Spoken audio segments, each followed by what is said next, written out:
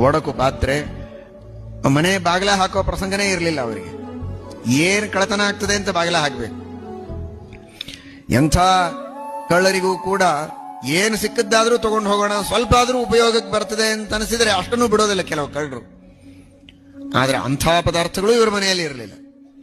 ಅಂತಹ ಕಡುದಾರಿದ್ರೆ ಎರಡನ್ನ ಇದರೊಳಗೆ ನಾವು ನೋಡಬಹುದು. ಎಷ್ಟೇ ಕಷ್ಟ ಆಗಲಿ ಜ್ಞಾನಿಗಳು ತಮ್ಮ ನಿಷ್ಠೆಯನ್ನು ಬಿಡೋದಿಲ್ಲ ಅಂತನ್ನುವ ಒಂದು ತತ್ವ, ಅಂತಹ ನಿಷ್ಠಾವಂತರನ್ನ ದೇವರು ಕಾಪಾಡುತ್ತಾನೆ ಎನ್ನುವುದು ಇನ್ನೊಂದು ತತ್ವ. ಇವು ಎರಡೂ ಸತ್ಯವೇ ಅನ್ನುವ ಪ್ರಶ್ನೆಗೆ ಉತ್ತರ ಕೊಡ್ಲಿಕ್ಕೆ ಆಗದೆ ಮೂಕರಾದಾಗ ಈ ಚರಿತ್ರೆಯನ್ನು ಕೇಳಿದರೆ ಮೂಕೋಪಿ ಯತ್ ಪ್ರಸಾದೇನೆ, ಇಂತಹ ನಿಷ್ಠೆ ಇದ್ದವರೂ ಇದ್ದಾರೆ, ನಿಷ್ಠೆ ಇದ್ದವರನ್ನ ದೇವರು ರಕ್ಷಣೆಯನ್ನೂ ಮಾಡುತ್ತಾನೆ. ಎರಡನ್ನೂ ತೋರಿಸುವುದಕ್ಕೆ ಚರಿತ್ರೆ ಸಾಕು. ನಂಬಿದ ಜನರಿಗೆ